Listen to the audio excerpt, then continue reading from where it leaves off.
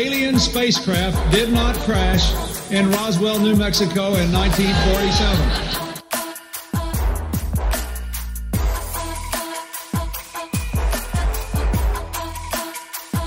You know flat earthers, I guarantee it. But you don't know who they are because they're afraid of talking about it.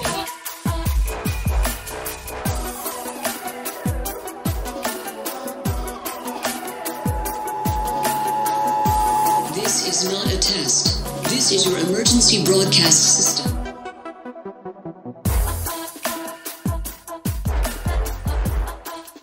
Hello and welcome to the 40th annual Subliminal Deception Podcast, your weekly dose of conspiracy theory bullshit. My name is Cody and I'm joined by my pal Phil. How are you? Doing good, buddy. How about yourself? Not doing too bad. I want to start this off on a probably hot button topic by the point this episode is released. I currently am planning on going to the new Star Wars this upcoming Sunday. Now, obviously, we don't want to spoil anything. I don't really even know much about the film, but are you planning to go see it within the next week? Yes, I am. I'm planning on going maybe in the morning or the afternoon. Hopefully, I'm looking for a time when there's not going to be a lot of, like a shit ton of people going.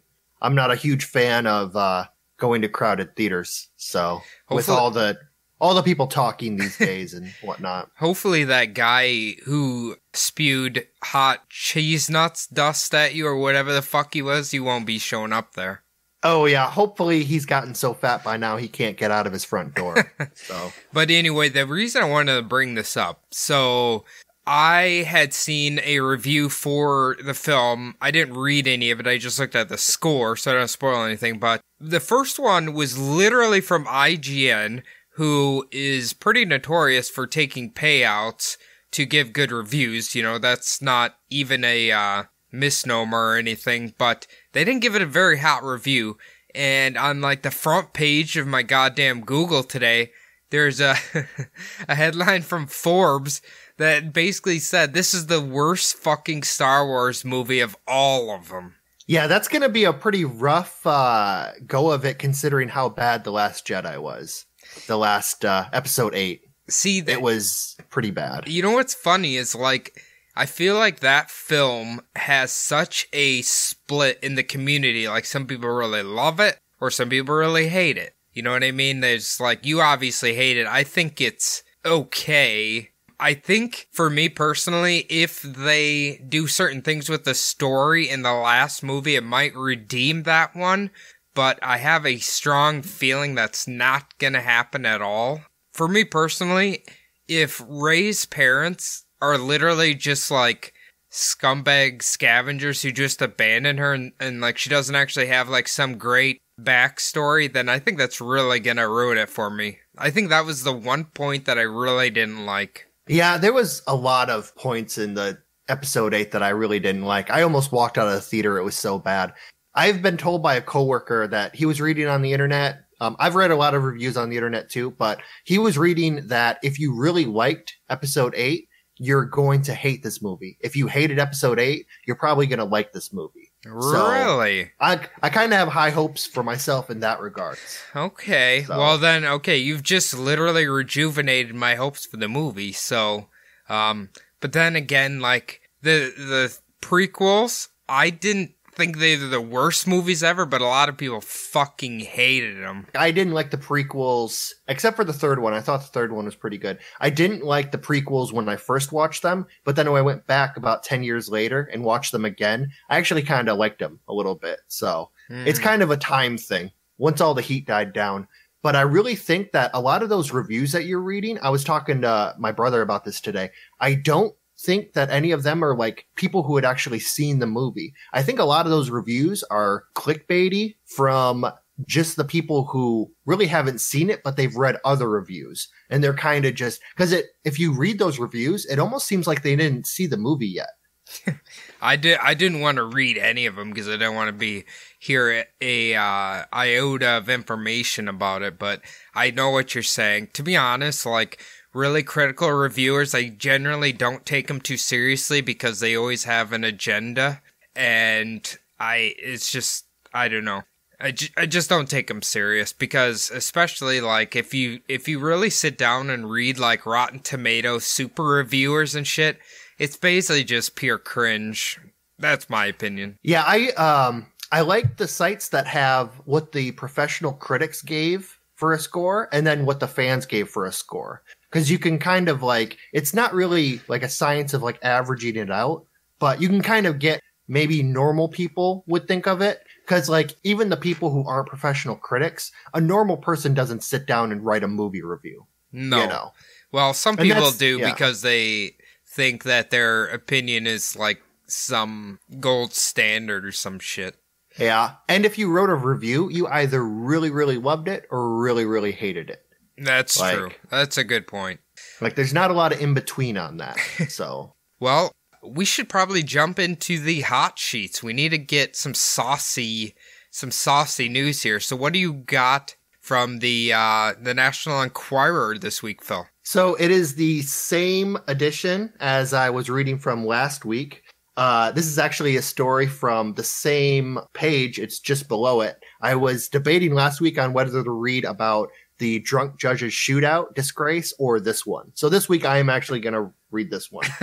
It is titled Pancake House Pandemonium. Ooh, okay. All right, get ready for this one. Okay. So, mayhem erupted at an IHOP when a customer allegedly cracked two other diners with a coffee carafe before robbing them. Damn, okay. I wonder if it had hot coffee in it, because obviously that adds to the pain. Yeah, I imagine it was one of those metal ones, and I don't think that the metal ones get as hot or as breakable as the glass ones. The ceramic ones?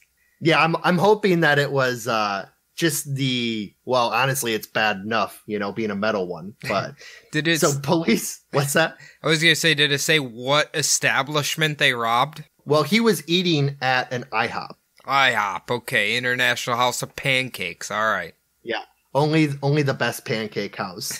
So, police said surveillance video showed Joe Ernest Meza, 47, eating at a booth at the Phoenix Eatery before approaching two women on September 29th. He then snatched their coffee carafe and smacked them in the head with it several times. Jesus. Yeah. And there's pictures of the people he hit. It doesn't give the names of the two women, but they are elderly women. Ooh. And yeah, so surveillance pictures on the page actually show one of the women cowering in fear. It's actually kind of a scary picture. He was robbing other patrons of the restaurant, not like the restaurant itself. No, yeah, he walked up to two people, two older women eating, and hit them with the coffee carafe that was at their table. Jesus Christ, that's random. Yeah, it was very random. So afterwards, basically he was walking around like throwing plates and glasses and silverware and just causing all sorts of mayhem. Other patrons at the restaurant were running, hiding behind the counter, hiding behind other waitresses. It says that a family with a baby was trying to escape the restaurant. Gee, this sounds like a case of bath salts. Yeah, so Meza was captured by police as he ran through the parking lot. He was found with the credit cards and a passport belonging to one of the victims. So according to police, Meza is a homeless veteran with mental issues. And court records show he has a lengthy criminal history. So it's kind of a sad thing both ways. Yeah. These two women being beaten by this guy, but also he's fucked up in the head. Yeah. Sounds like he just snapped, really. Just lost his shit and just... I don't know what he was... I don't know what his end goal was. It sounds like he just went crazy. Yeah, well, I don't know if he intended on paying for his meal or if he just realized he had no money and went and robbed the two weakest people he saw in the restaurant. It kind of seems like just the opportunity deal. Could he have been shot with a, what did you call them, energy weapon or whatever those things were? Oh, a directed energy weapon? Yeah. Could have been. He was in the International House of Pancakes, so it could be a foreign element there. Maybe it was, what is the British one, S-17 or something? SIS? You talking about the fucking Great British Chef again? No. What's the English, like, Secret Service or, like, the CIA? It's SIS, isn't it? MI6. Ah, yeah, maybe they shot him with them. Yeah, of course, Gordon Ramsay could be. Yeah, could be I behind all of it. guarantee It's a Gordon British Ramsay thing. was shooting from his fucking PGO or whatever that fucking car is from outside. I always suspect either Obama or Gordon Ramsay. So Meza was charged with theft and multiple accounts of aggravated assault. So Okay. they ended up getting him, and it doesn't say if he's gone on trial yet. So Well, I mean, I guess justice was kind of served there, so he didn't get away. He got busted, and now he is a celebrity on Subliminal Deception podcast. So well done, sir.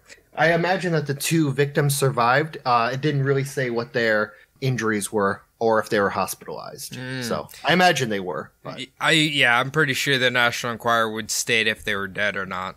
But anyway, let's dive head first into the conspiracy. It is your week, Phil, so you are gonna take this horse by the reins and lead us down a path of conspiracy goodness. Yeah, well, I wanted to pick a little bit of a broader topic, and I actually picked one that's so broad, I might actually have to make this a two-parter. I'm just going to get into basically the first part of my research. So, have you ever heard of the Central Intelligence Agency? It sounds familiar.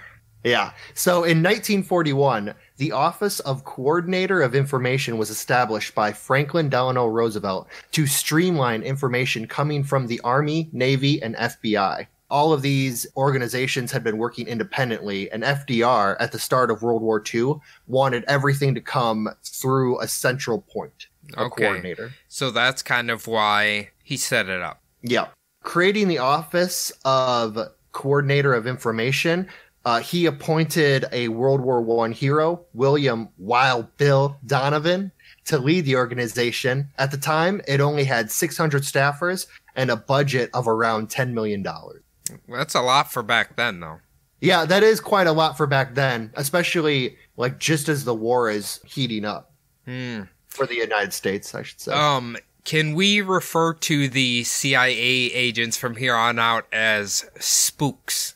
Spooks, I believe. Isn't that what they're kind of referred to? Yeah, it is. In the old movies? I was watching this movie called The Conspiracy. It's a found footage, like horror-ish film. It's actually pretty fucking good, but they think people are following them. They'll be like, fucking spooks. It's pretty funny. That'd be great. I might have to watch that. Is that on the, what's that thing you watch? No. You download Tubi TV. It's free movies, but you have to watch 3 commercials or whatever. It's not that big of a deal. But yeah, it's on there. It's under the horror section. It's called The Conspiracy. I actually think you would like it. It's pretty sweet, actually. It's essentially they're interviewing a conspiracy guy. He goes missing, and then they resume what he was researching, and then it's kind of like, holy shit, what's going on here? And you said that's on Tubi. Tubi, yep.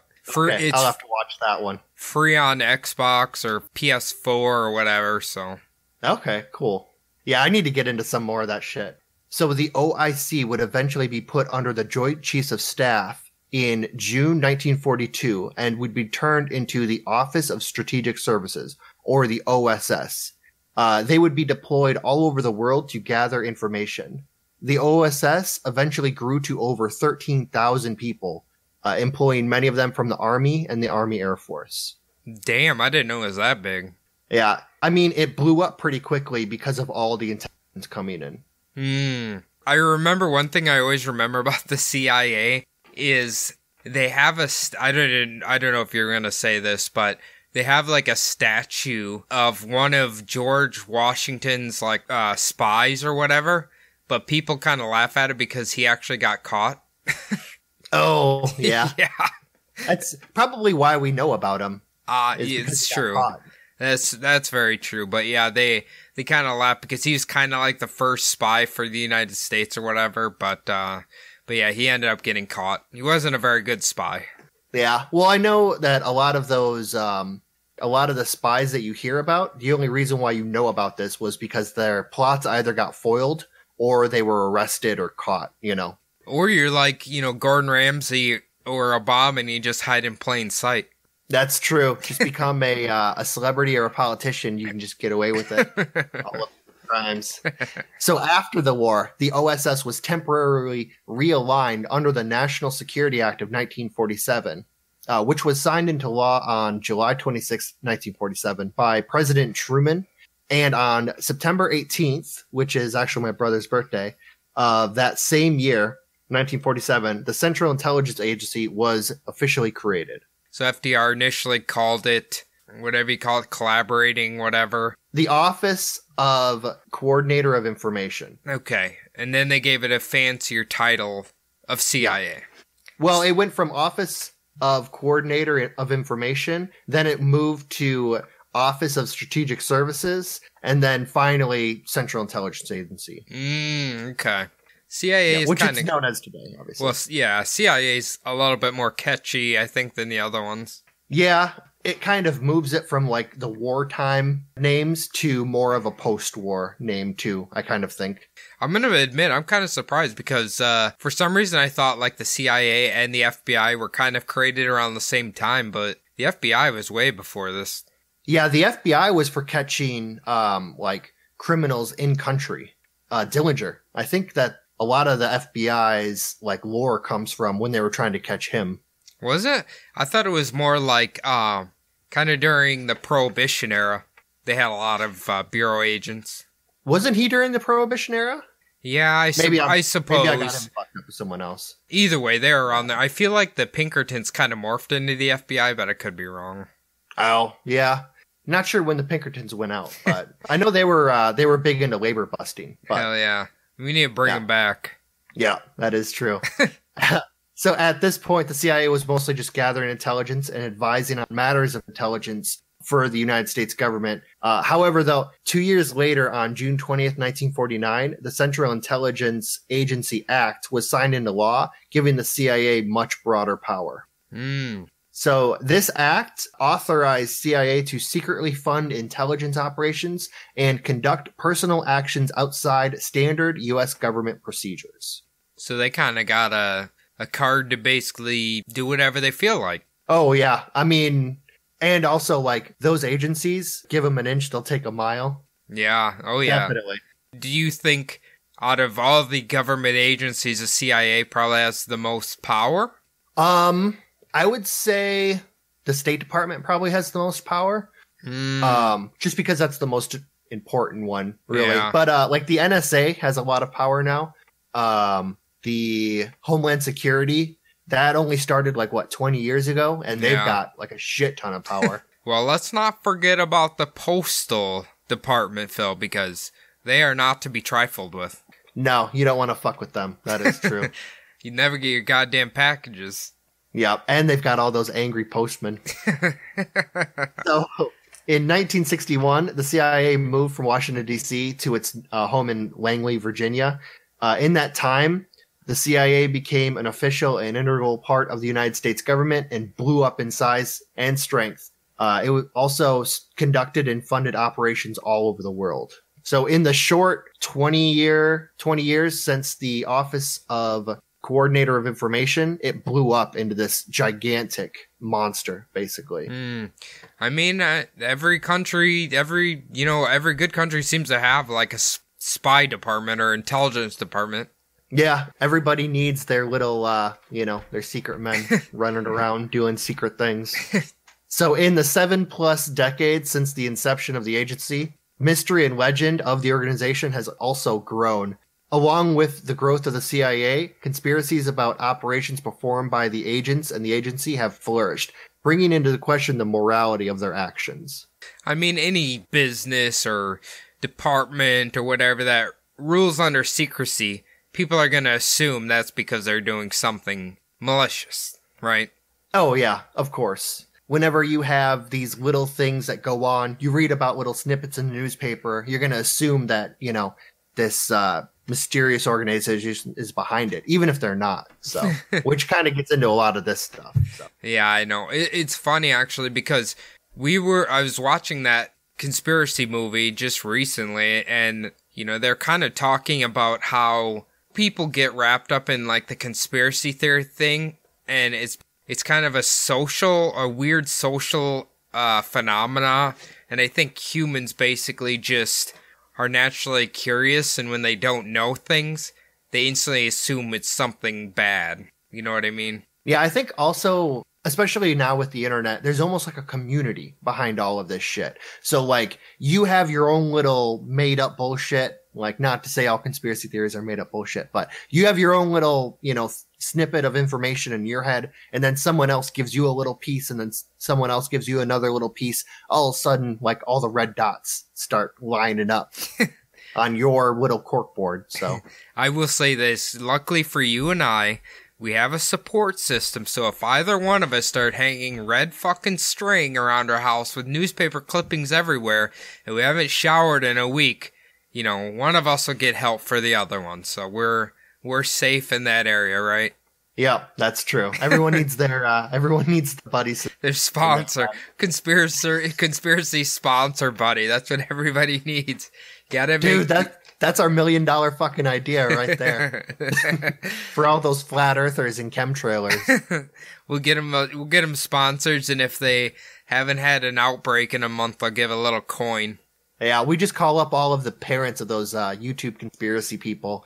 Call them up and be like, has your son showered in the past 3 days? He has. Okay, never mind then. Call us when he does. Has he used the restrooms like a normal human being in the last few days, or is he pooping in the pail again? No, my Johnny's pooping in a paper bag and burning it. He's afraid Obama's going to come after him.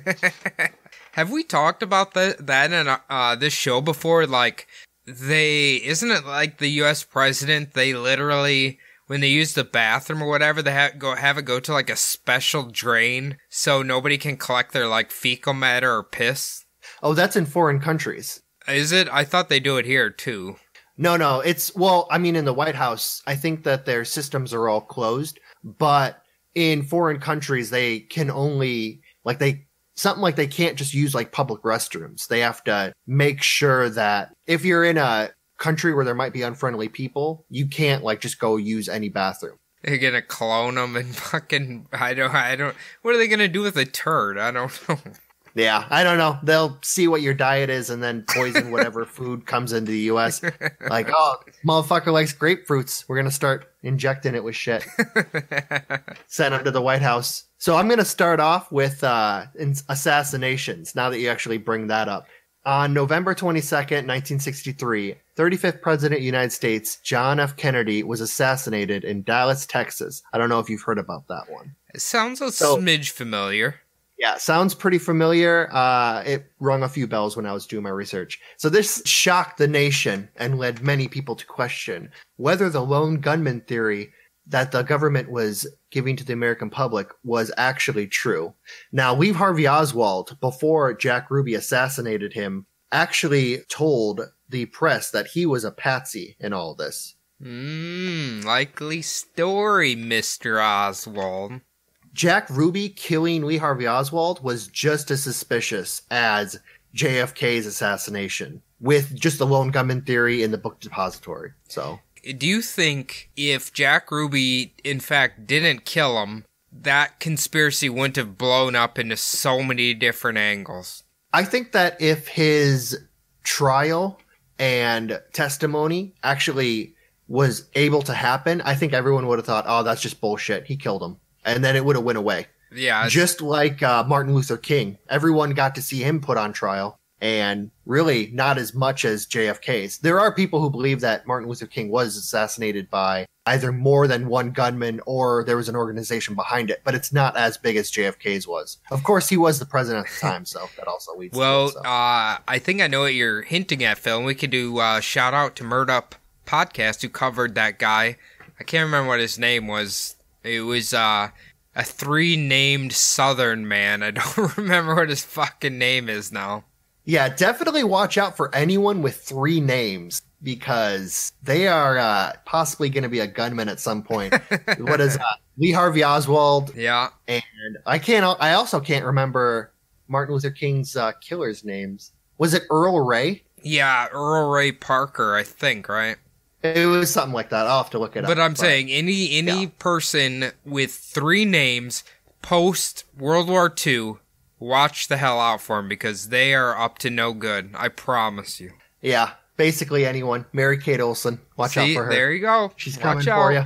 So many groups and organizations over the years have been attributed to the supposed conspiracy to kill the president, including Fidel Castro's Cuba, along with help from the Russians. Also, anti-Castro Cubans, the mafia, the military-industrial complex, and even the vice president of the United States, Lyndon Baines Johnson himself. Yeah, they like to blame him, don't they?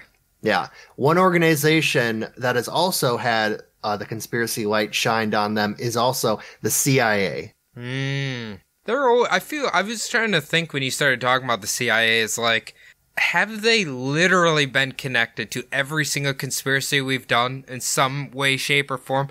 There's always like a 3 degrees to the fucking CIA in every conspiracy.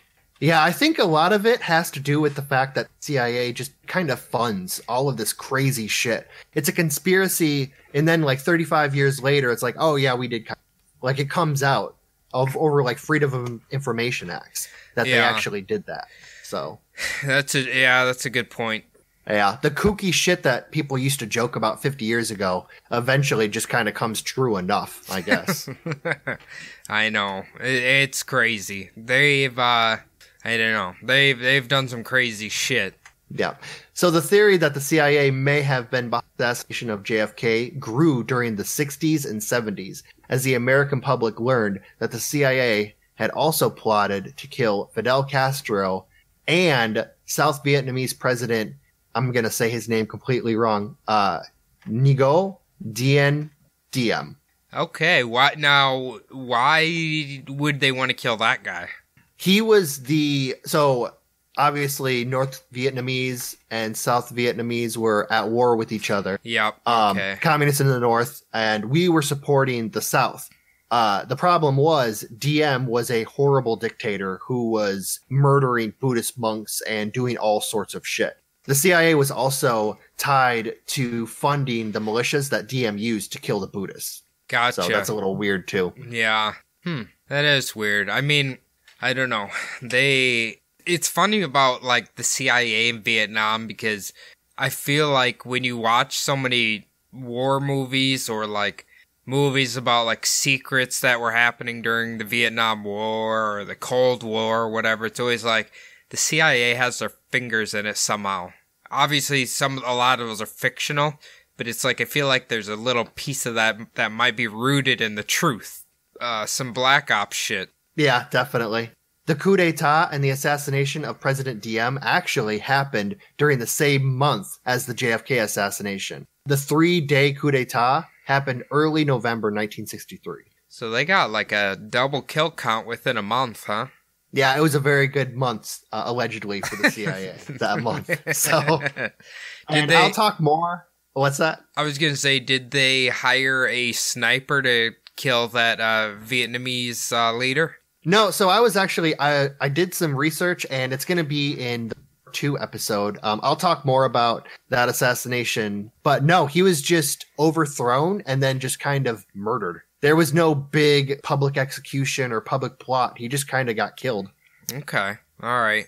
So the reasons given by conspiracy theorists for the CIA making the attempt on President JFK's life was his perceived softness when it came to communists. This also included the fact that he did not want to escalate the war in Vietnam to the CIA's liking, and also the failure of Kennedy to send American air support for the Bay of Pigs debacle. See, now that part probably makes sense out of all of them because, man, can you imagine? Just think for yourself, like a revisionist history, if the Bay of Pigs thing ended differently, basically been living in a nuclear wasteland, right?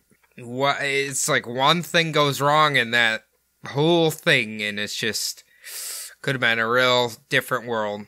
Oh yeah, everything was definitely like on just the leading edge of the blade there. Like could have went either way. Ugh, it's scary to think about.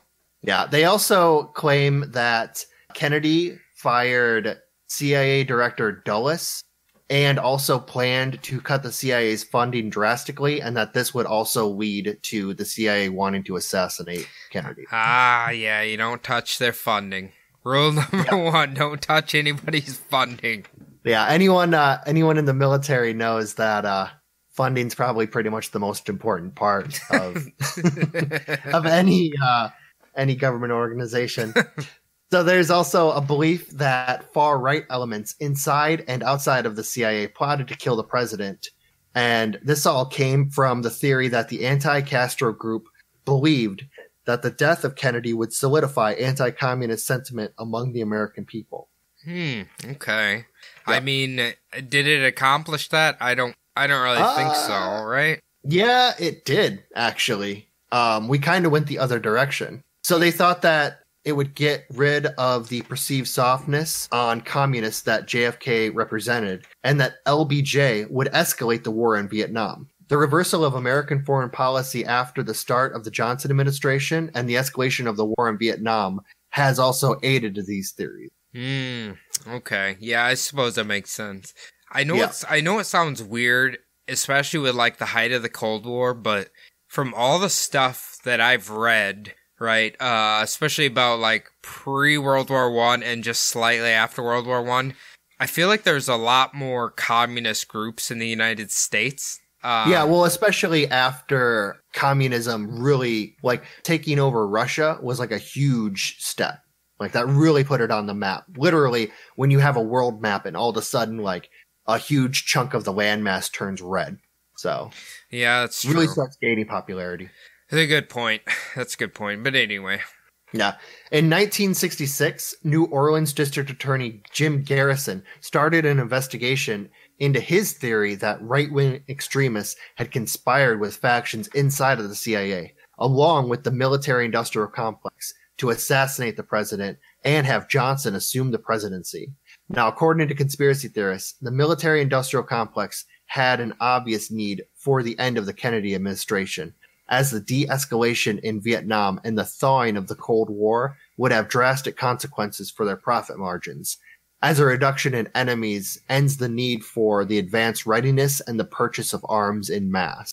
Well, here's the one thing that doesn't make sense to me. Well, first off, generally speaking, far-right groups aren't, I don't want to say that intelligent, but usually they're not smart enough to, like, whip up a super complicated plan like that.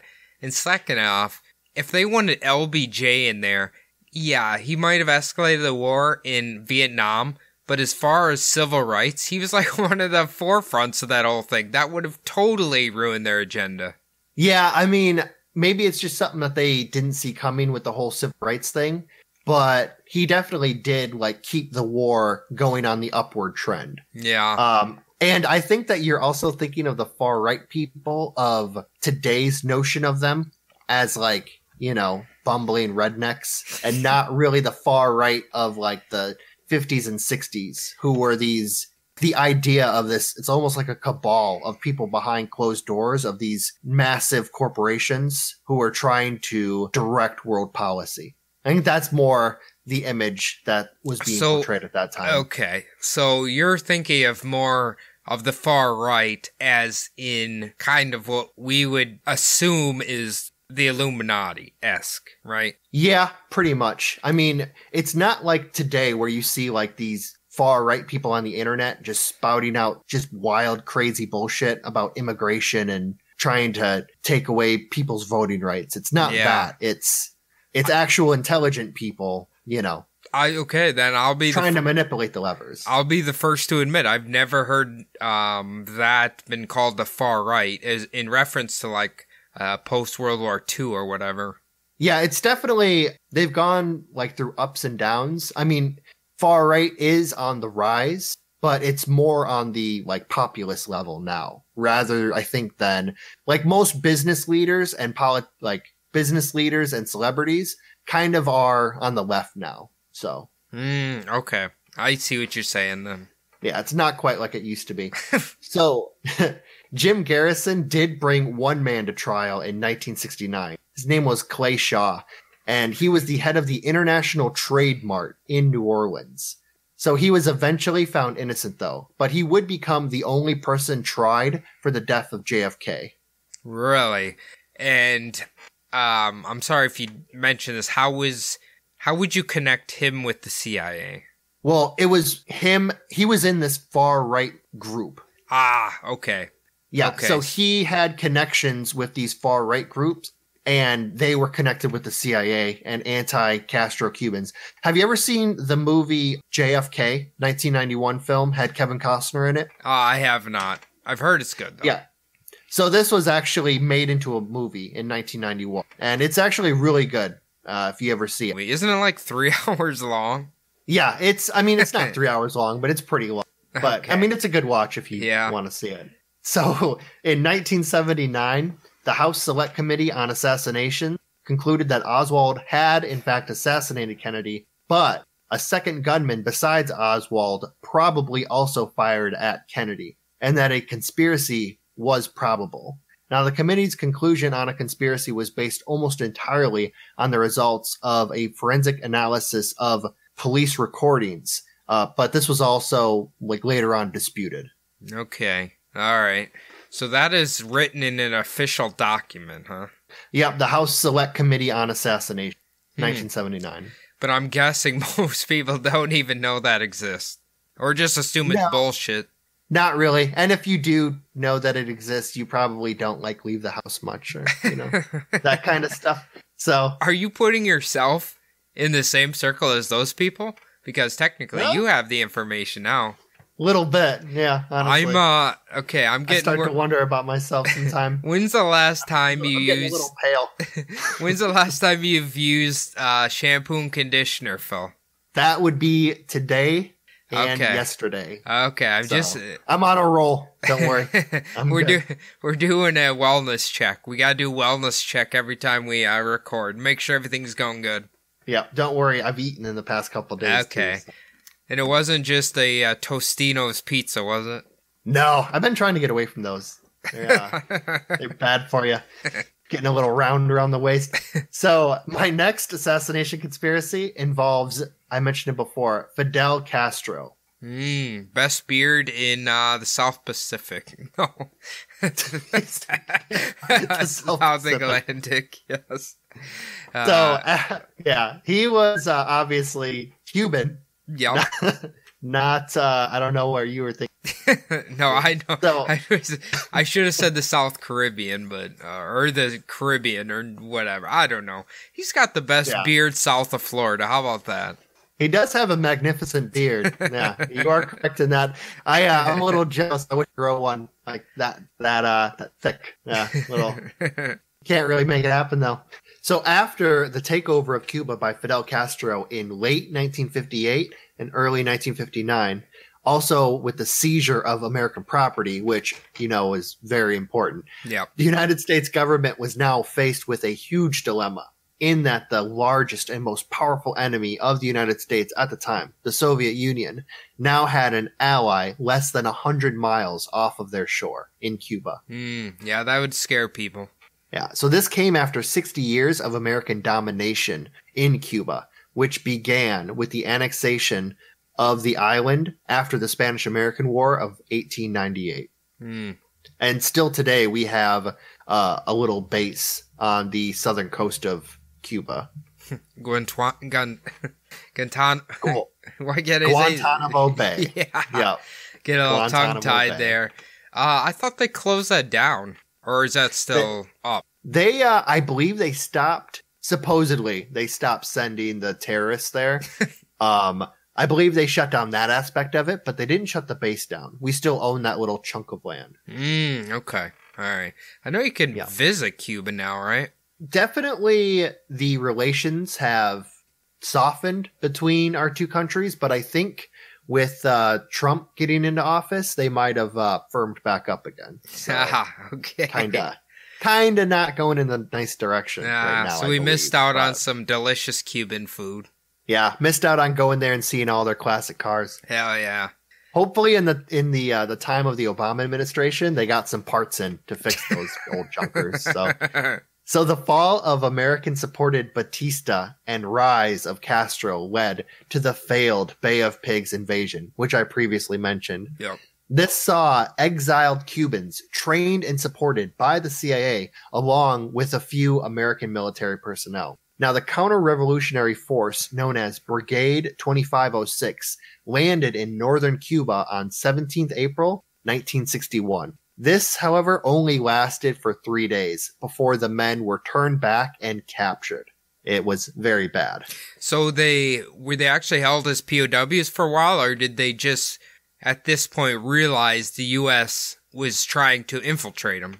So basically, they were used as propaganda. They were captured, many of them. Many of them were killed, captured. It was a big fucking deal. Like, it was all over the world news. Yeah, that's not great. Yeah, definitely.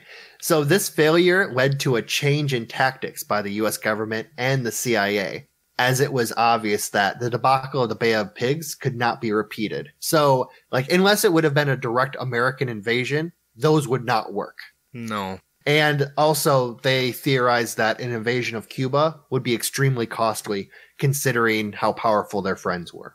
Yeah. Yeah, you don't want to fuck with them. I was just thinking in my head, I'm like, if they're sending, a squadron of spooks, they're probably all white men, right? And they're going to Cuba. They're probably going to stick out a little bit. Yeah, the CIA definitely wouldn't send their own men unless they were Cuban exiles. And we'll talk about a few of the Cuban exiles who were CIA, kind of operatives. Yeah. But no, they're definitely in your mind of, I'm imagining like men in like dark blue suits, like landing on the beaches of Cuba. No, that's not going to happen. No. They don't speak a fucking word of Spanish or anything.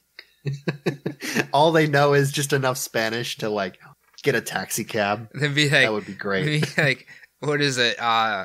Me hablo Timothy James Walker. Donde está Fidel Castro?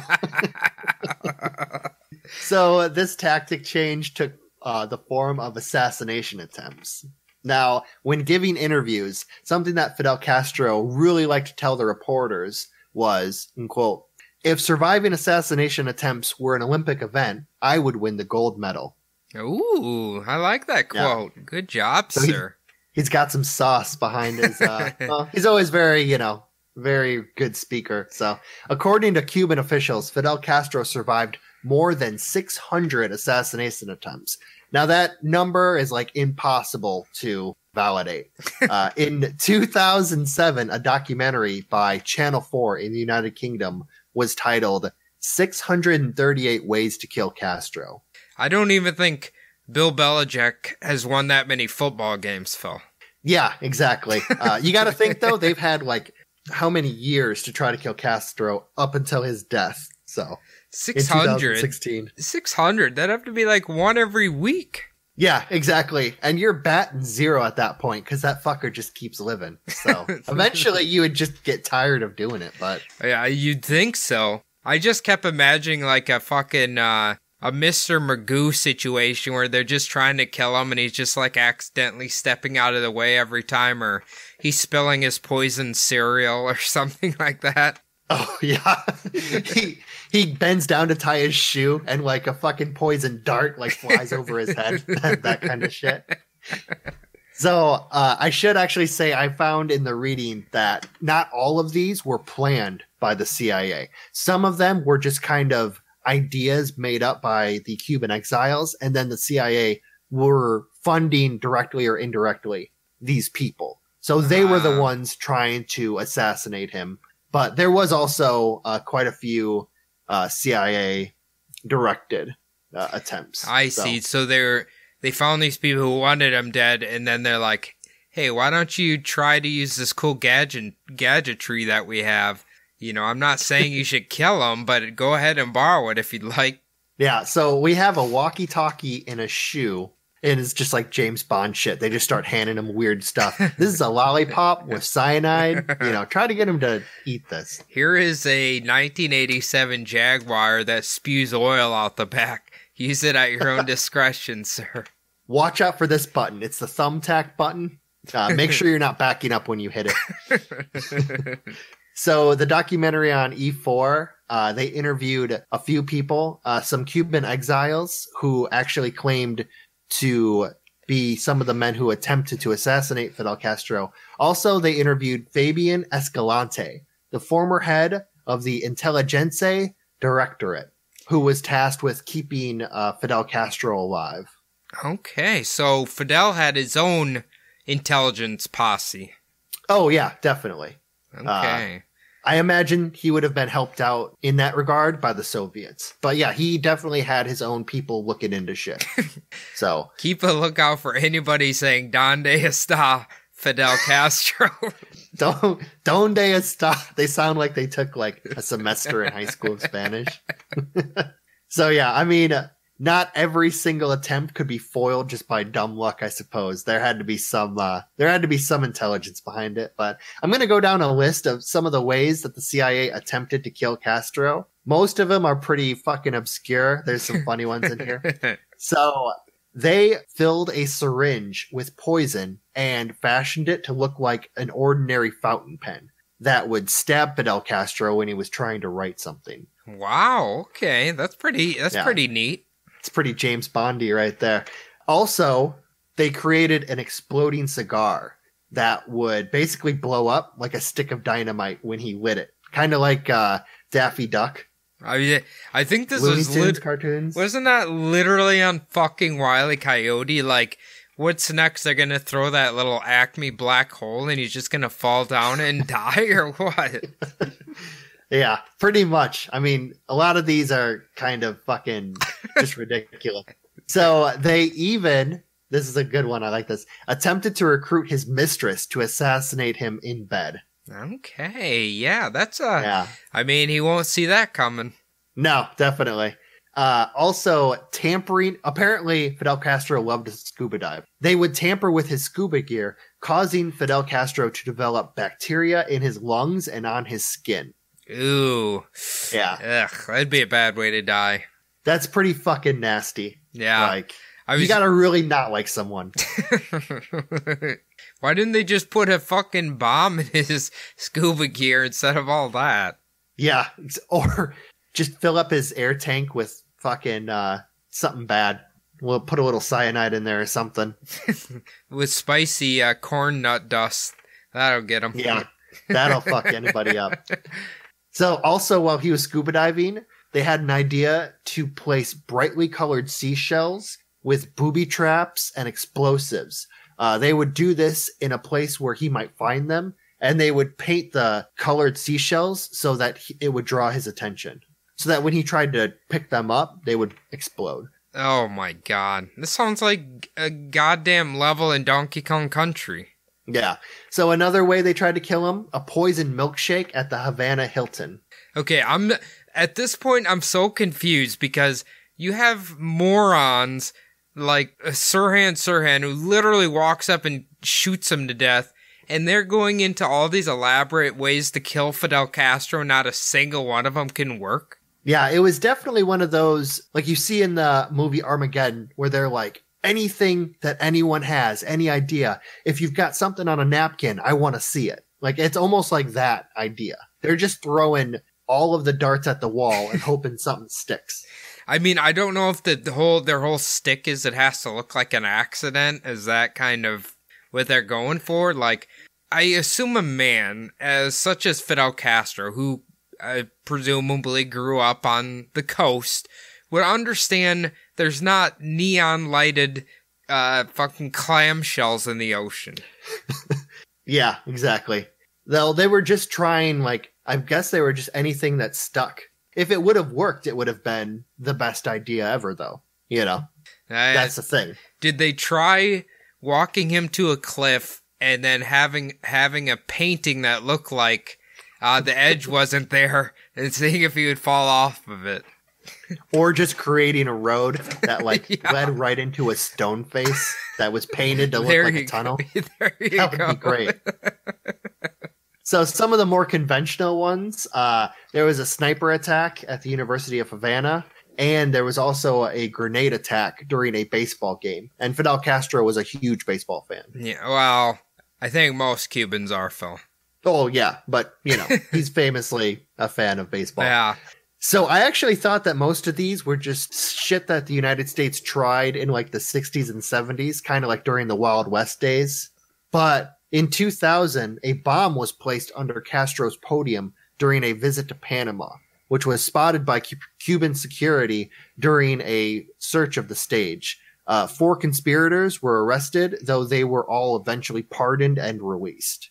So, I mean, all the way to like the year 2000.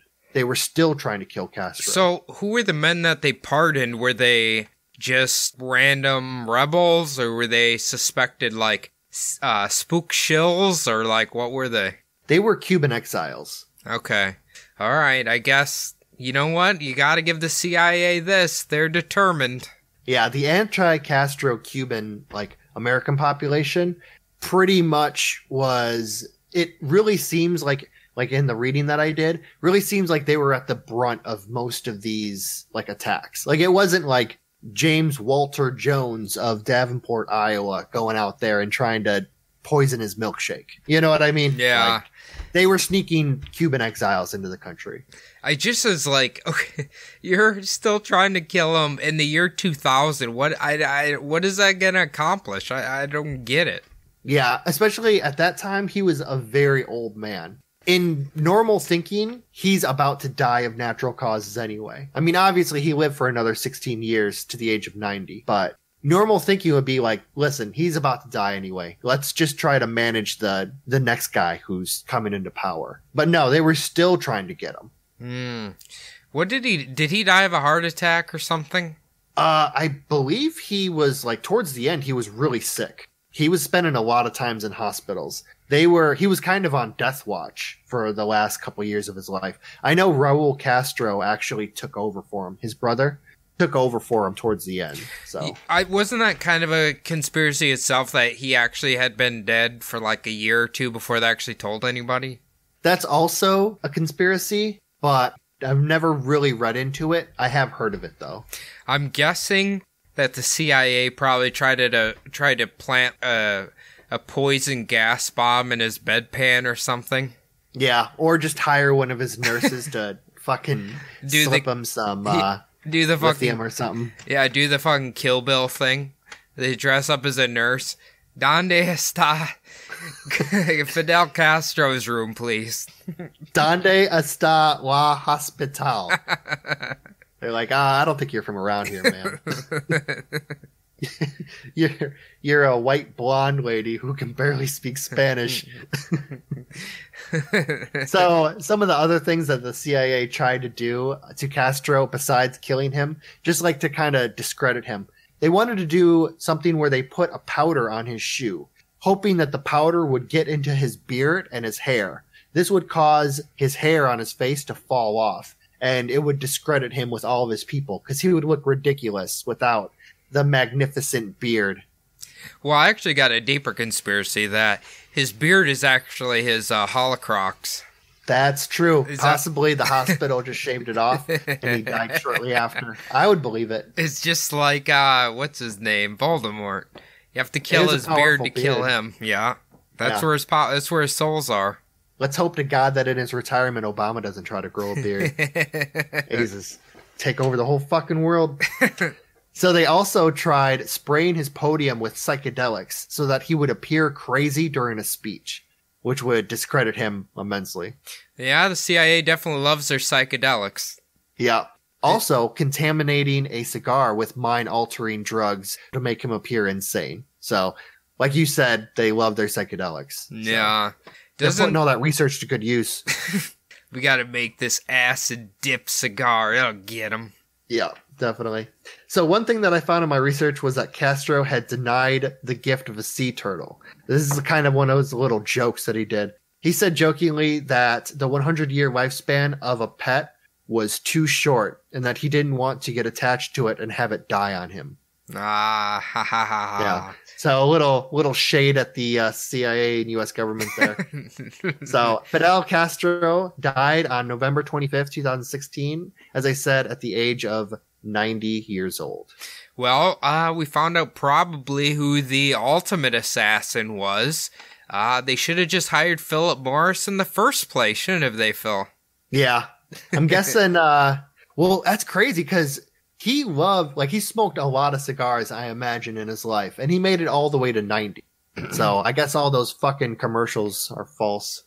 Well, you could do the conspiracy that lung cancer has increased because of them putting chemicals and modifying the cigarettes that they distribute versus you'd assume a homegrown Cuban cigar.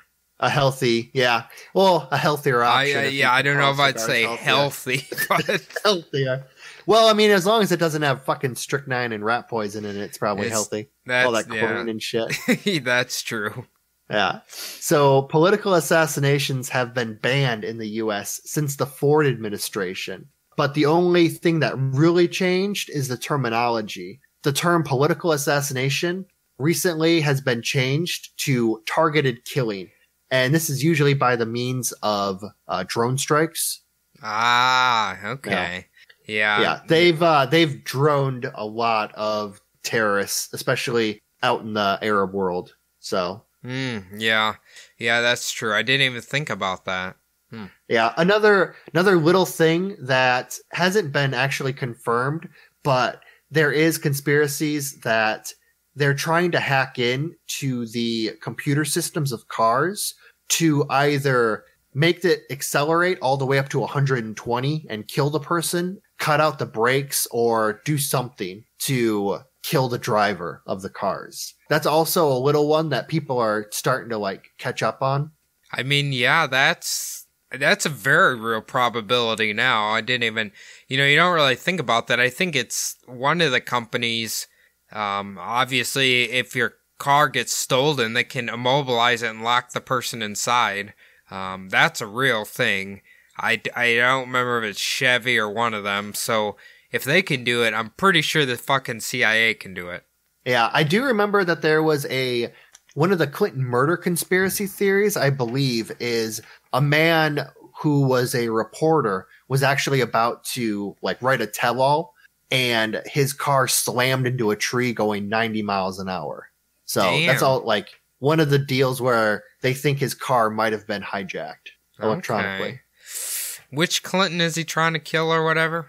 No, it's someone that Hillary Clinton and Bill Clinton supposedly murdered. One of those. Oh, I see. I gotcha. Yeah, one of those, the Clinton death list conspiracies. So they probably just put a few reptilian eggs over the idol, and then it floored it, and he couldn't decelerate.